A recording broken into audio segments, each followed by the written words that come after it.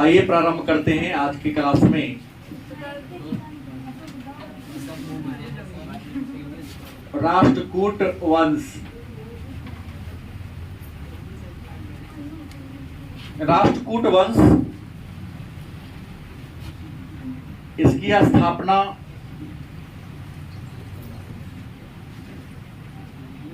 752 ईस्वी में दंती दुर्ग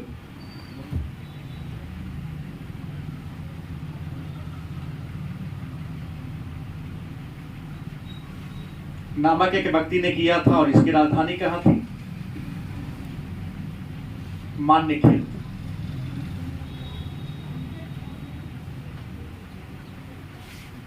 राष्ट्रकूट वंश, इसकी स्थापना 752 ईस्वी में दंती दुर्ग ने किया था। राजधानी कहाँ थी? मान्यखेत। और मान्यखेत को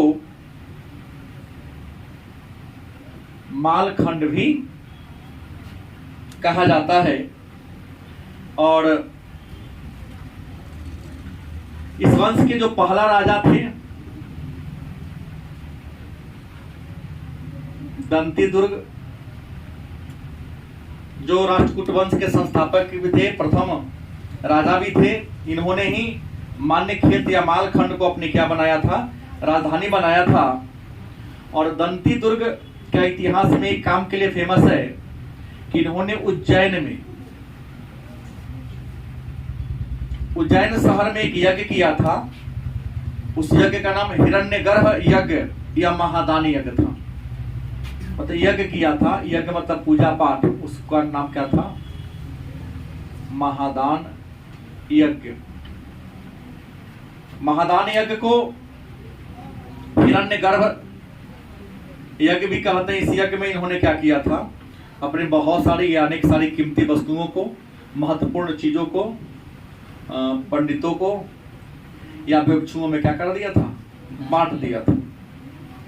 उसके बाद इन्होंने चालुक्यों को पराजित किया था। चालुक्य वंश के एक राजा थे जिनका नाम था कीर्तिवर्मन।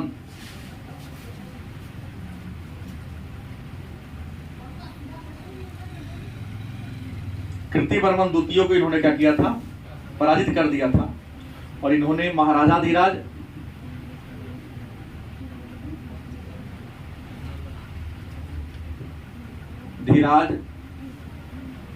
परम भट्टारक की उपाधि धारण किया था। तो दंती दुर्ग जो राष्ट्रकूट वंश के संस्थापक थे, इनकी राजधानी मान्यखेत या मालखंड थी। सत्ता प्राप्त करने के बाद इन्होंने उज्जैन में हिरण्यगर्भ अर्थात महादान यज्ञ किया था। और चालुक्य वंश के राजा कीर्तिवर्मन द्वितीय को इन्होंने पराजित किया था। उसके बाद महाराजा धीराज और परम भट्टारक जैसे उपाधि धारण किया था। दूसरा राजा राष्ट्रकूट वंश का कृष्ण प्रथम।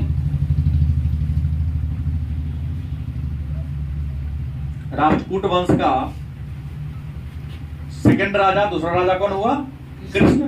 प्रथम राजा हुआ, यह रियल में दंती दुर्ग के चाचा थे। कृष्ण प्रथम कौन थे? दंती दुर्ग के चाचा। चूंकि इनके बाद में राजा बने तो दंती दुर्ग का क्या हुए? उत्तराधिकारी हुए। और इन्होंने कृष्ण प्रथम जब राजा बने तो बादामी के चालुक्य का, बादामी के चालुक्य को क्या कर दिया था? समाप्त कर दिया था, पूर्णतः समाप्त कर दिया। और पूरे बादामी का चालुक्य को जीतकर राष्ट्रकूट वंश में क्या कर लिया था? मिला लिया था। और इन्होंने हैदराबाद को भी जीत लिया था। हैदराबाद को भी जीतकर अपने साम्राज्य में शामिल कर लिया। और इनके शासन काल में एक सबसे बड़ी बात हुई थी कि इलोरा में गुहा मंदिर का निर्माण। 12वीं में कई बार पूछा गया है। इलोरा में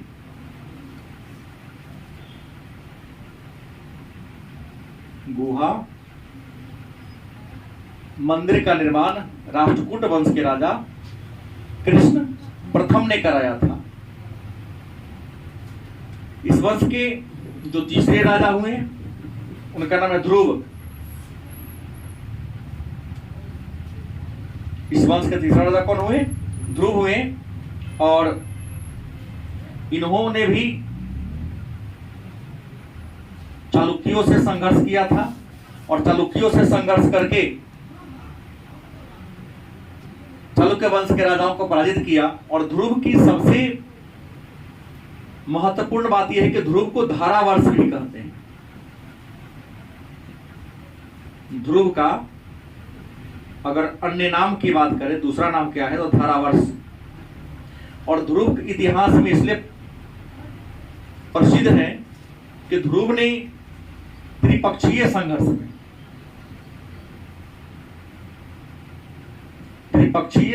में हिस्सा लेने वाला राष्ट्रकूट वंश का पहला राजा कौन था? ध्रुव था। इसके अलावा ध्रुव की अन्य उपलब्धि की बात कर दें तो पाल वंश के राजा ध्रुव ने पाल वंश के राजा किसको? धर्मपाल को पराजित किया था। तो ध्रुव राष्ट्रकूट वंश के तीसरे राजा लेकिन महत्वपूर्ण राजा थे। इन्हें धारावर्ष के नाम से भी जानते हैं। इन्होंने चालुक्यों को हराया था। त्रिपक्षीय संघर्ष में हिस्सा लेने वाला राष्ट्रकूट वंश का पहला राजा था। और इन्होंने पाल वंश के राजा धर्मपाल को भी युद्ध में क्या किया था? पराजित किया था। इसके बाद जो अगला राजा बना उनका नाम था गोविंद तृतीय। चौथा राजा कौन बना? गोविंद तृतीय राष्ट्रकूट वंश का चौथा राजा बना। यह ध्रुव का उत्तराधिकारी था। और सबसे महत्वपूर्ण बात कि इन्होंने दक्कन को विजित किया और दक्कन को विजित करके दक्षिण भारत में अपनी स्थिति को मजबूत करने का काम किया था। और यह राष्ट्रकूट वंश का दूसरा राजा था जिन्होंने त्रिपक्षीय संघर्ष में हिस्सा लिया था। त्रिपक्षीय संघर्ष में हिस्सा लेने वाला राष्ट्रकूट वंश का दूसरा राजा कौन था? गोविंद तृतीय था। और इन्होंने त्रिपक्षीय संघर्ष में अकबर धर्मपाल और नागभट्ट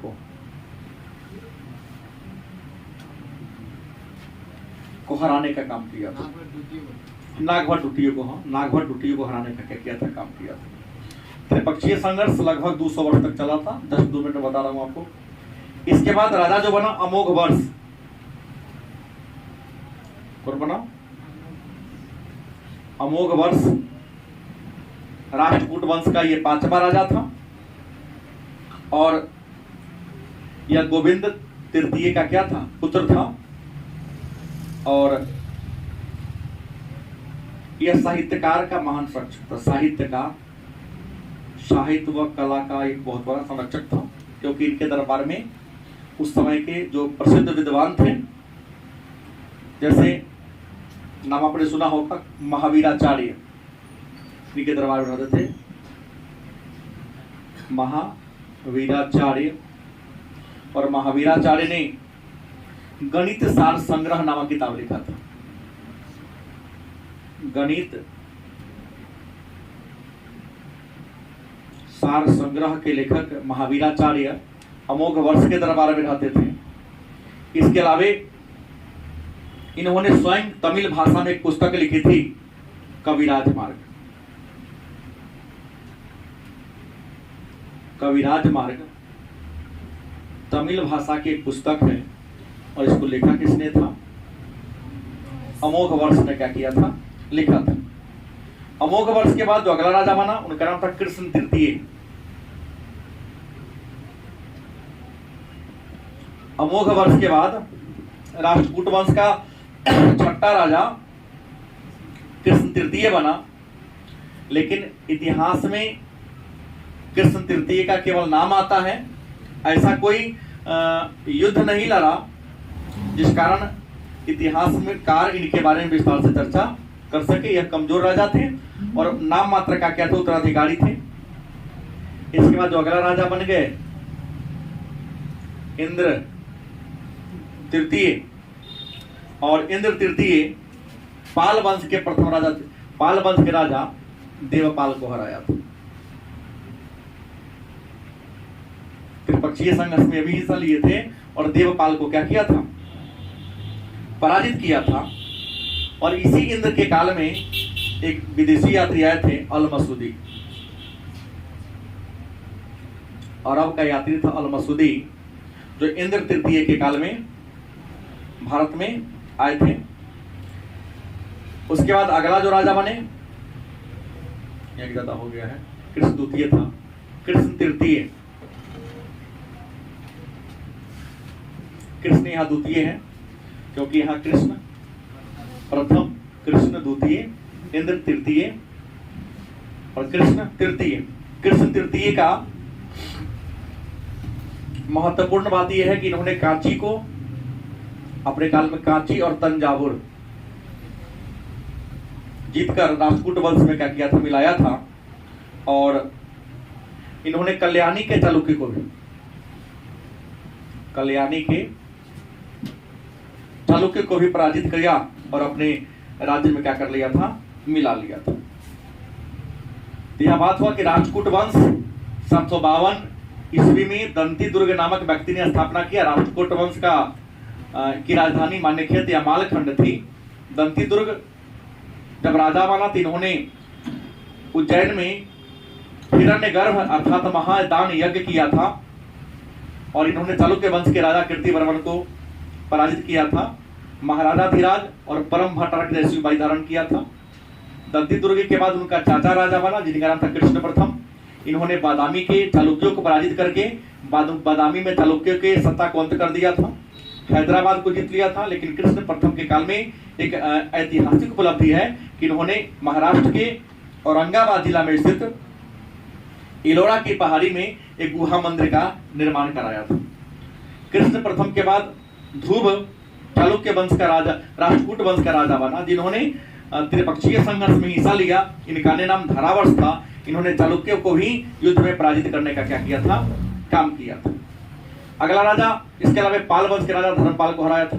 गोविंद तृतीय राष्ट्रकूट वंश का चौथा राजा हुए जिन्होंने दक्षिण भारत को जीता और त्रिपक्षीय संघर्ष में भाग लेने वाला यह राष्ट्रकूट वंश का दूसरा राजा था। इन्होंने त्रिपक्षीय संघर्ष में धर्मपाल और नागभट्ट द्वितीय को हराने का काम किया था। पांचवा राजा अमोघ वर्ष हुआ जो महान साहित्यकार और साहित्यकारों का महान संरक्षक था। इनके दरबार में महावीराचार्य नामक एक विद्वान रहते थे जिन्होंने गणित सार संग्रह लिखा था। अमोघ वर्ष ने कविराज मार्ग जैसे पुस्तक की रचना तमिल भाषा में किया था। उसके बाद अगला जो राजा हुए कृष्ण द्वितीय जो नाम मात्र के राजा थे। इंद्र द्वितीय, इन्होंने पाल वंश के राजा देवपाल को हराया था और इन्हीं इंद्र तृतीय के काल में अरब का यात्री अल मसूदी भारत की यात्रा पर आया था। इंद्र तृतीय के बाद कृष्ण तृतीय राष्ट्रकूट वंश का राजा बना। इन्होंने कांची और तंजावुर को जीता था और कल्याणी के चालुक्य वंश के सत्ता को क्या कर दिया था, अंत कर दिया था। इसके बाद छोटा सा एक राजवंश पढ़ते हैं, एक ये संघर्ष पढ़ेंगे, त्रिपक्षीय संघर्ष क्या है जान लेते हैं। त्रिपक्षीय संघर्ष क्या है, 2 लाइन का बात है वो।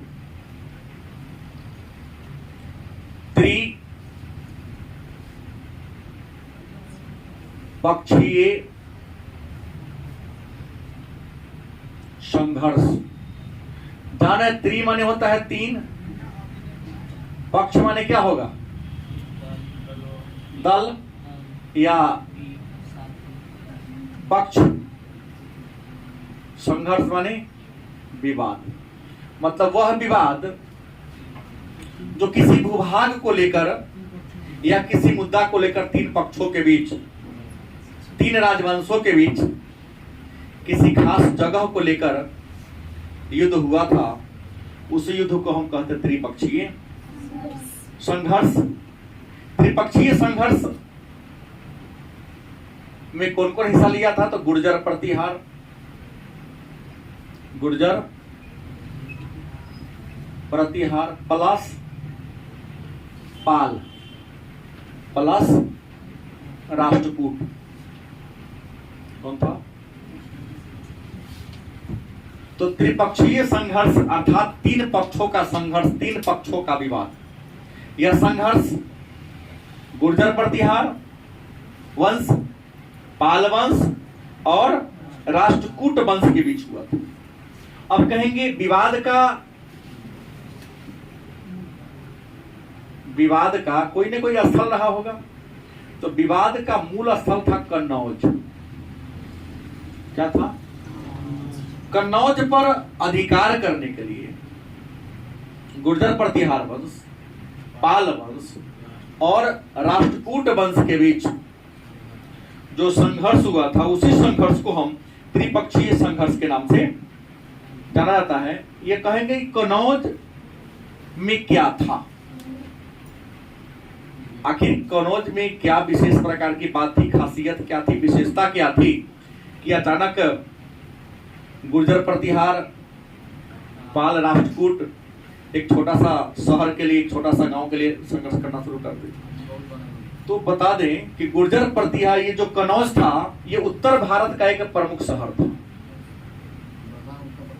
हाँ, भारत का एक बड़ा ही महत्वपूर्ण शहर था। वर्तमान में यह उत्तर प्रदेश में, सही बात है। और आप जानते हैं कि उत्तर भारत की जीवन रेखा गंगा नदी है, नहीं? और यह गंगा के मैदानी क्षेत्र में, और कन्नौज की जो भूमि थी वह बहुत ही ज्यादा क्या थी, उपजाऊ थी। कन्नौज की जो भूमि थी बहुत ही ज्यादा उपजाऊ थी, और भूमि उपजाऊ होगी तो वहां पर अनाज को उगाना आसान होगा, बड़े पैमाने पर उत्पादन होगा, पैदावार होगा। तो प्रश्न है कि उत्तर भारत की शहर है कौन? कन्नौज। इसी कन्नौज पर अधिकार करने के लिए गुर्जर प्रतिहार वंश, पाल वंश और राष्ट्रकूट वंश में क्या हुआ था? संघर्ष हुआ था। आपको बता दें, लगभग यह संघर्ष 200 वर्ष चला था। लगभग कितना वर्ष चला? 200 वर्ष तक चला था। आपको बता दें कि 770 मान लीजिए, 770 से लेकर 915 ईस्वी तक यह चला था। यह संघर्ष हमने कहा गुर्जर प्रतिहार, पाल और राष्ट्रकूट के बीच हुआ था। अगर हम तीनों का नाम करना कर ले, गुर्जर प्रतिहार, पाल और राष्ट्रकूट। तो गुर्जर प्रतिहार वंश के कौन कौन राजा हिस्सा लिए? तो पहला राजा वत्सराज, कौन था? दूसरा नागभट्ट द्वितीय,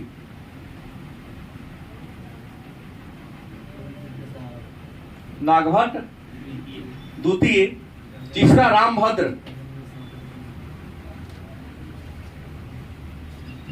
कौन था? रामभद्र। चौथा राजा मिहिर भोज,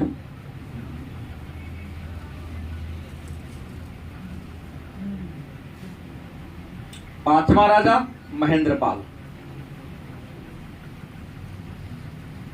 तो त्रिपक्षीय संघर्ष में भाग लेने वाला गुर्जर प्रतिहार वंश के कितने राजा हुए? 5 राजा हुए। पहला वत्सराज, दूसरा नागभट्ट, तीसरा रामभद्र, चौथा मिहिर भोज, पांचवा महेंद्रपाल। ध्यान देने की बात है, यहाँ 2 जीके बन रहा है। त्रिपक्षीय संघर्ष में भाग लेने वाला गुर्जर प्रतिहार वंश का पहला राजा, अंतिम राजा। अब आते हैं पाल वंश की। तो पहला राजा जो त्रिपक्षीय संघर्ष में भाग लिया, धर्मपाल। त्रिपक्षीय संघर्ष में भाग लेने वाला पाल वंश का पहला राजा कौन था? धर्मपाल था। दूसरा राजा देवपाल। दूसरा कौन था? तीसरा विग्रहपाल।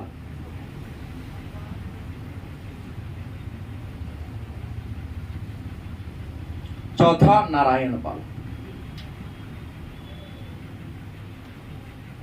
नारायण, तो यहां पे हो जाएगा कि त्रिपक्षीय संघर्ष में हिस्सा लेने वाले पाल वंश के राजा धर्मपाल, देवपाल, वेहरापाल और लेकिन पहला राजा, अंतिम राजा। राष्ट्रकूट वंश की बात कर ले तो त्रिपक्षीय संघर्ष में हिस्सा लेने वाला राष्ट्रकूट वंश का पहला राजा भी चला चर्चा किया हूं, ध्रुव। कौन था? ध्रुव था। दूसरा गोविंद तृतीय, मिट गया है। गोविंद तृतीय। तीसरा अमोघ वर्ष,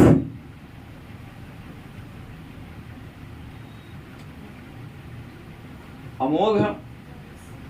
और जो चौथा राजा था उनका नाम था कृष्ण द्वितीय। कृष्ण। तो त्रिपक्षीय संघर्ष में आप जान लीजिए भाग लेने वाला पहला राजा, तो पहला लड़ाई वत्सराज, धर्मपाल और ध्रुव के बीच हुआ होगा। पहला तो ये आते हैं, सेकेंड क्रम में ये आते हैं, लेकिन यहाँ 5 हो जाते हैं, बाकी दोनों में क्या होता है 4-4 रहता है। तो गुर्जर प्रतिहार पाल और राष्ट्रकूट के बीच कन्नौज पर अधिकार करने के लिए लगभग 200 वर्षों तक एक संग्राम हुआ था, एक संघर्ष हुआ था। इस संघर्ष में ऐसा नहीं कि कभी राष्ट्रकूट नहीं जीता, कभी पाल वंश नहीं जीता, कभी गुर्जर प्रतिहार नहीं जीता, बारी बारी से सब जीतता था, लेकिन एक जीत गया था, बाकी 2 को मिलकर फुल अटैक कर देता था।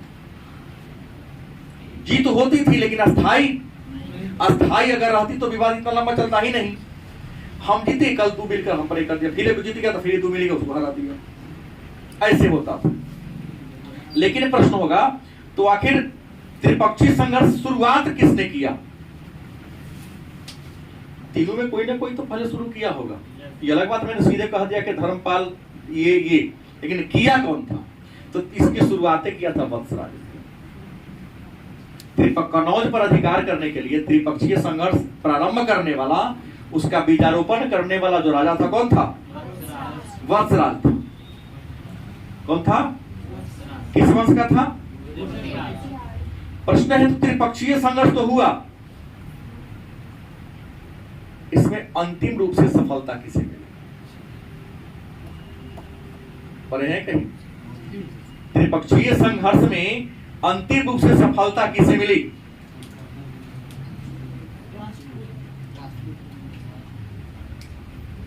बोलिए। कहना कहा दी राष्ट्रकूट, ठिकाने तो ही चलेगा। गुर्जर प्रतिहार, अंतिम रूप से सफलता पाने का श्रेय गुर्जर प्रतिहार को ही जाता है। प्रश्न है तो कन्नौज पर लेकर विवाद हुआ, कारण क्या था? तो मैंने पहली बार कह दिया कि कन्नौज उत्तर भारत का प्रसिद्ध शहर था और यह क्या था? बहुत ज्यादा उपजाऊ था। दूसरा, यह गंगा नदी के किनारे था और गंगा नदी के किनारे होने के कारण व्यापारिक दृष्टिकोण से बड़ा महत्वपूर्ण था, क्योंकि पहले या आज भी जल मार्ग के माध्यम से बहुत ज्यादा बिजनेस होता, व्यापार होता है, वस्तु का आयात और निर्यात होता है। तो कन्नौज उत्तर भारत का एक प्रमुख शहर था, यहाँ की मिट्टी बहुत उपजाऊ थी और गंगा नदी के किनारे होने के कारण यह व्यापार के दृष्टिकोण से बड़ा ही उचित स्थल था और व्यापारिक मार्ग के बीचों बीच में था। इसीलिए सभी चाहता था कि कन्नौज पर हमारा क्या रहे? अधिकार रहे, और इसी पर अधिकार करने के लिए तीनों आपस में क्या हो गया? लड़ गया, जिसको क्या कहा गया? त्रिपक्षीय संघर्ष। शुरुआत किया था वत्सराज ने, जो गुर्जर प्रतिहार का था, और अंतिम सफलता मिली गुर्जर प्रतिहार। तो त्रिपक्षीय संघर्ष में ये है, बाकी पूरे के जाने के कहना तो बहुत लंबा हो जाएगा, लेकिन मूल बात यहाँ पर यही है। एक छोटा टॉपिक और पढ़ लेते हैं, पढ़ लें।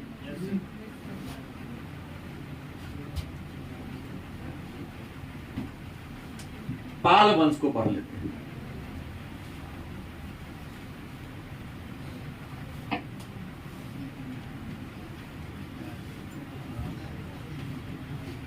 कौन होगा? पाल वंश।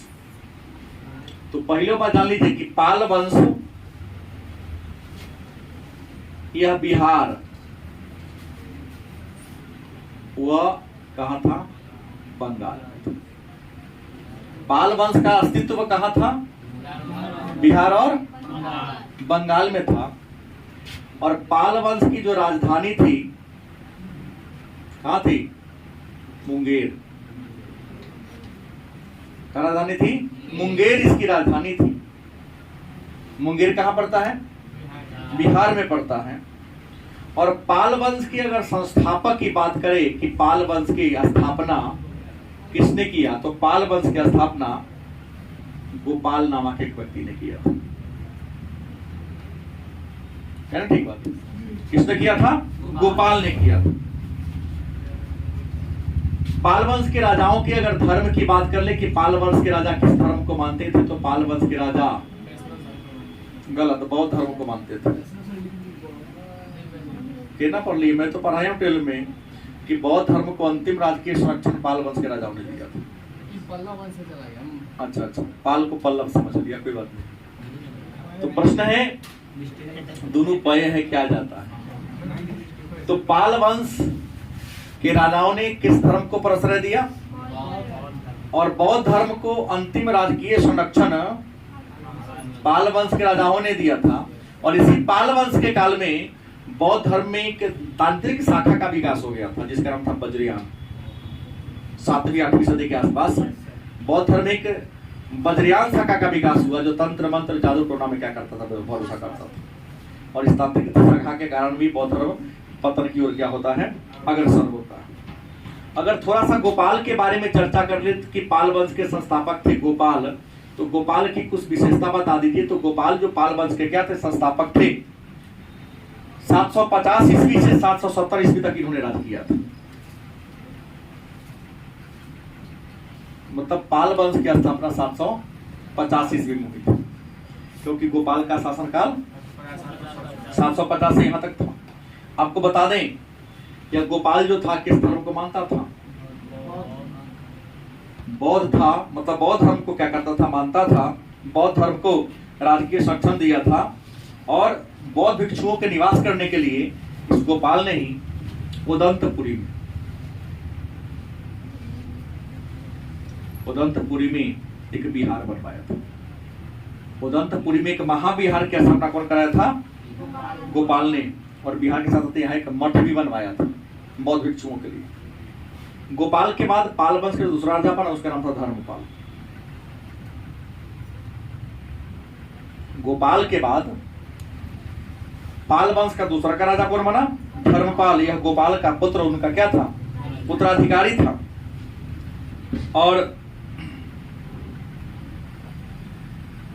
धर्मपाल पाल वंश का राजा हुए, लेकिन इन्होंने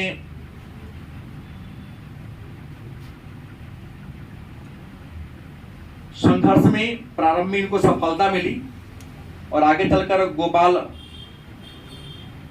धर्मपाल जो त्रिपक्षीय संघर्ष में हिस्सा लिए थे और त्रिपक्षीय संघर्ष में यह प्रतिहार वंश से हार गया था।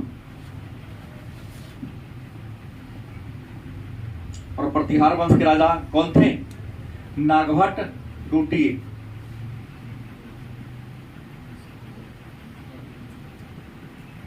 किस संघर्ष में? त्रिपक्षीय संघर्ष में क्या हो गया था? हार गया था। और त्रिपक्षीय संघर्ष में जब धर्मपाल को प्रतिहार वंश के राजा नागभट्ट टूटिए ने क्या कर दिया? हरा दिया। तो हराने के बाद इन्होंने उपाधि धारण किया था उत्तरापथ स्वामिन। उत्तरापथ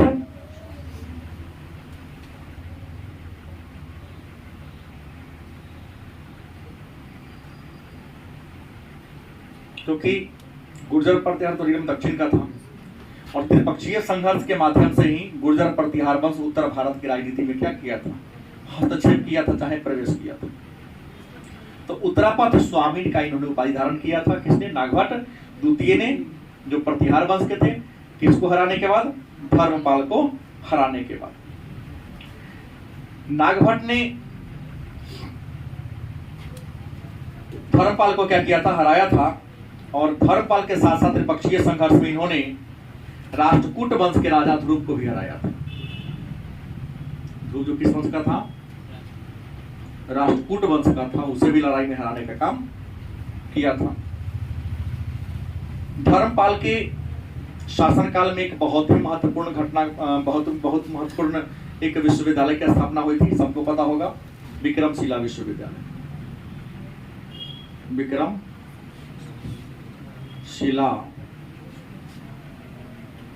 विश्वविद्यालय कहाँ है? बिहार के भागलपुर में। कहाँ है? बिहार के भागलपुर में। गांव का नाम बताइएगा। भागलपुर की जगह पर है पाथर घाट।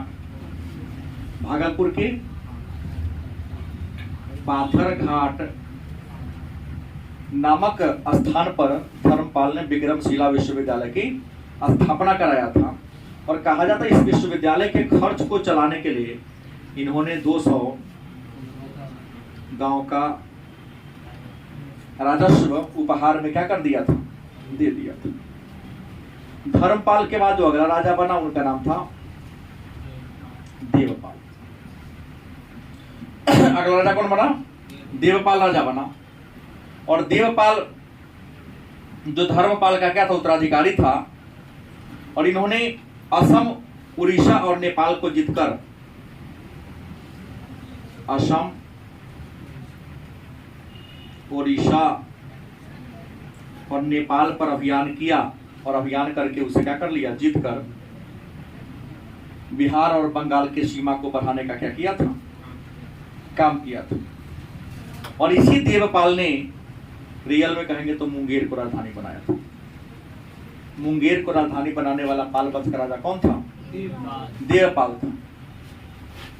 और इनके समय में ही, देवपाल के शासन काल में ही, श्रीलंका का शैलेंद्र वंशी राजा नालंदा में एक बौद्ध मठ बनाने की इजाजत मांगी थी। श्रीलंका के शैलेंद्र वंशी राजा नालंदा में बौद्ध विहार बनाने की अनुमति मांगी थी।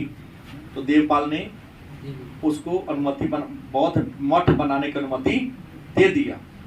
और मठ तो बना दिया।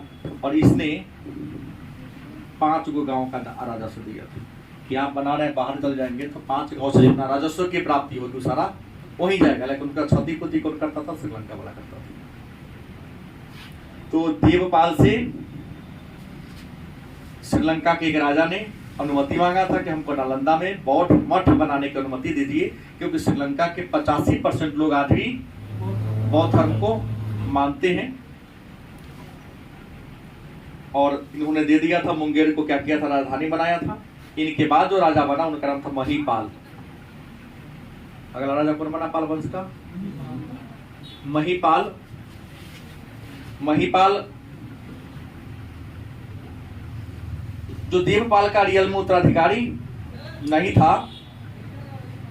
देवपाल का एक और बाद राजा बना था विग्रहपाल। कौन बना था? जो नाम मात्र का शासक था। इस विग्रहपाल का उत्तराधिकारी कौन था? महीपाल। और विग्रहपाल के काल में पाल वंश का जो अस्तित्व था संकट में पड़ गया था, खतरे में पड़ गया था। इसके जो सामंत लोग थे अपने आप को धीरे धीरे स्वतंत्र करना क्या कर दिए थे? शुरू किए थे। तो विग्रहपाल के बाद महीपाल राजा बने। उन्होंने पाल वंश के डूबती हुई नैया को बचा लिया था। इसलिए कुछ विद्वान महीपाल को पाल वंश का दूसरा संस्थापक मानते हैं, क्योंकि कुछ वर्षों के लिए पाल वंश का अस्तित्व क्या हो रहा था? मिट रहा था। तो डूबती हुई नैया को महीपाल ने क्या कर लिया? बचा लिया। इसलिए इसको दूसरा बना था। इसके बाद राजा बना नयपाल। कौन बना? नयपाल। और इतिहास में नयपाल की भी कोई खास उपलब्धि नहीं है। ऐसी कोई ऐतिहासिक उपलब्धि नहीं है। उसके बाद राजा कौन बनता है? रामपाल। रामपाल राजा बना। और रामपाल राजा बनने के बाद इन्होंने बंगाल के कुछ इलाका जो पाल वंश का अधीन नहीं था उसे जीत लिया। इसके अलावा कलिंग को भी अपने नियंत्रण में किया था। संपूर्ण बंगाल को अपने मिला लिया, जो आज बांग्लादेश है उन इलाका को जीत लिया था और कलिंग को भी जीतकर अपने राज्य में मिलाने का काम किया था। उसके बाद इस वंश के रामपाल के बाद जो राजा बने शासन चलाने के लायक नहीं थे, उनमें राष्ट्रीयता की भावना कमजोर हो गई, राजा कमजोर निकले और राजा की कमजोरी का फायदा उठा लिया इनके सामंत लोग और अपने आप को क्या कर दिया, स्वतंत्र कर दिया। और दूसरा महत्वपूर्ण पतन का कारण बन गया वही त्रिपक्षीय संघर्ष। त्रिपक्षीय संघर्ष में प्रारंभ में तो पाल वंश के राजाओं ने सफलता हासिल किया, लेकिन आगे चलकर त्रिपक्षीय संघर्ष में गुर्जर प्रतिहार के सामने ये लोग झुकना शुरू और टेकना शुरू हुआ। परिणाम हुआ कि पाल वंश क्या हो गया, अंत हो गया।